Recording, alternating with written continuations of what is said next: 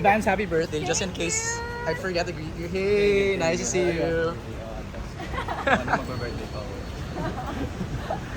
Okay. Gagawin natin. Are you guys excited for Italy? Super!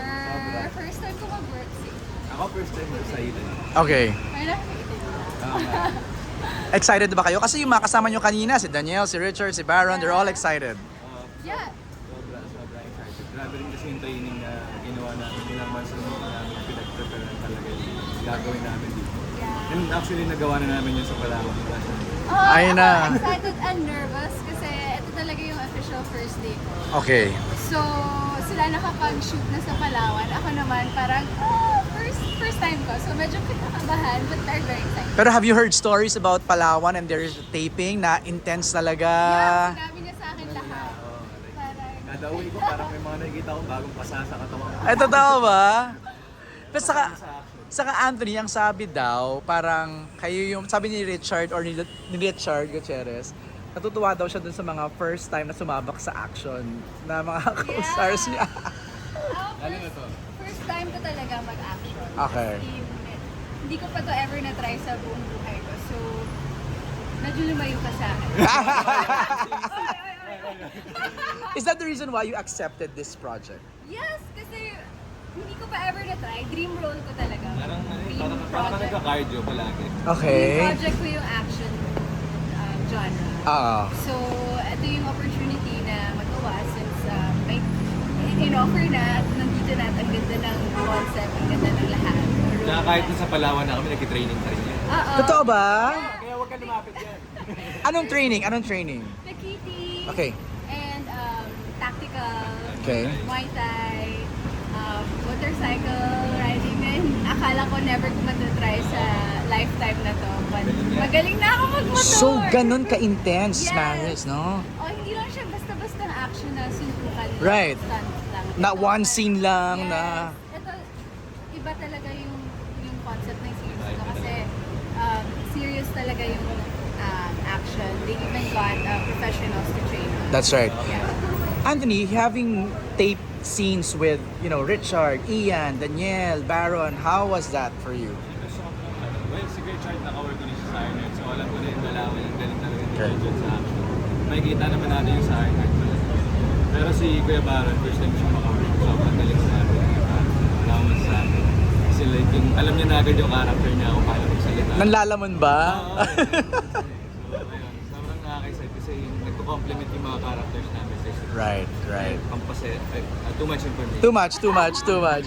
I heard parang 12 to 13 days kayo in Italy, pero magkakaroon kayo ng a day of rest to go around. May plans ba ang Maton to go and explore southern Italy? Well, hindi ko pa na-explore yung southern part ng Italy. So, first time nila namin yan. Ikot na tayo doon. May mga nalista ba kayo ng mga must to do, mga Ang mga na-list namin ay yung mga iimpake. May makakainin. kakainin, food, of Yes, course. food, mga cafe. Right. Maris, now I understand why you cannot be sa TIFF. Yes. I made a commitment kasi and this was booked na Way ahead. early this year. I appreciate naman the production and ABS-CBN. They really tried to move things around for me because they know how important TIFF is for me. They really tried. They tried to change the schedule but matagal na talaga nakabook yung Right. Italy and hindi siya ma-move. Doable naman sana kung Filipino shoot. Pero Italy kasi That's so right. daming madadamay schedules and nabook ng mga places. So, okay naman.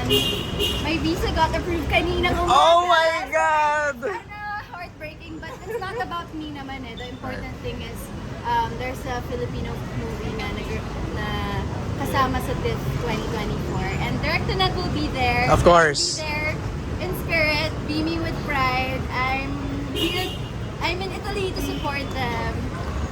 Very happy naman ako. I've moved on. Ang dami ko na naiyak. But like, okay lang ako. Oh my God! No, I spoke to Director Net Yes. last Saturday. Nag-interview kami. Nakwento na niya sa akin how you got the role, how you were perfect for the role, and how you brought life to Sunshine. Ano lang yung pakiramdam mo na ang daming tuwang-tuwa, and as early as now, so proud of you in the trailer pa lang. Honestly, hindi ko in-expect na ganun yung pagka-accept ng trailer.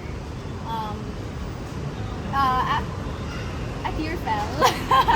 Sobrang natuwa ako dahil ang daming lumabas na mga taong like, they were rooting for me pala since day one. We were all, grabe. Thank you, and sobrang thank you. And thankful din ako for Direct Net for entrusting me with this huge responsibility. Hindi biro yung role na yon talaga. Tsaka yung lahat ng training mo doon, magagamit mo dito sa action. Yes, actually.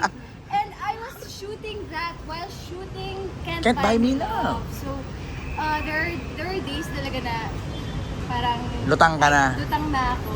But everything was really worth it. Right. Literal blood, sweat Right. and tears were shed there upon making the film. And I'm so happy na mapapanood siya ng mundo.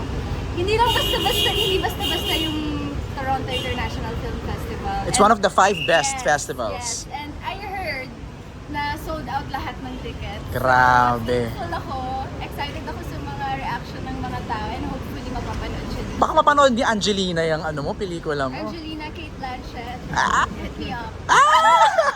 This year. Anthony, You know my number. anong reaction mo naman na nakita mo yung trailer? How proud are you? Sobra kasi like yung nasabi niya kahit by me pa lang, kita ko na yung pagod niya talaga every time na ginagawa.